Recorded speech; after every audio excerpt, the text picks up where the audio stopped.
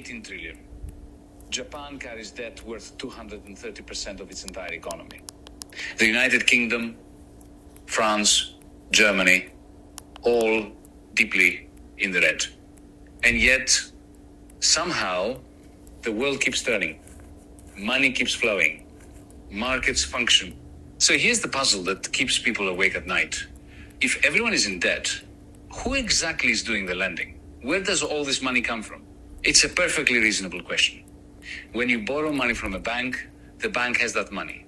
It came from somewhere: depositors, investors, the bank's capital. There's a lender and a borrower. Simple. But when we scale this up to nations, something very strange happens. The arithmetic stops making intuitive sense. Let me walk you through what's actually happening, because the answer is far more interesting than most people realize. And I should warn you, once you understand how this system really works, you'll never look at economics the same way again. Let's start with the United States, because it's the easiest case to examine. As of October 2025, American federal debt hit $38 trillion. That's not a typo. 38 trillion. To put that in perspective, if you spend $1 million every single day, it would take you more than 100,000 years to spend that much money. Now, who holds this debt? Who are these mysterious lenders? The first answer might surprise you. Americans themselves. The largest single holder of United States government debt is actually the Federal Reserve, America's central bank.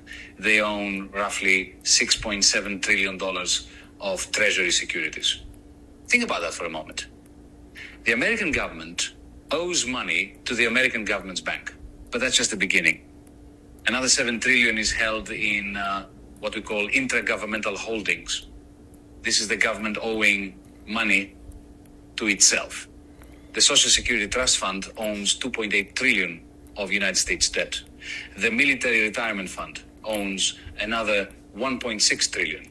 Medicare holds a substantial chunk. So the government borrows from Social Security to fund other programs and promises to pay it back later. It's like borrowing from your left pocket to pay your right pocket.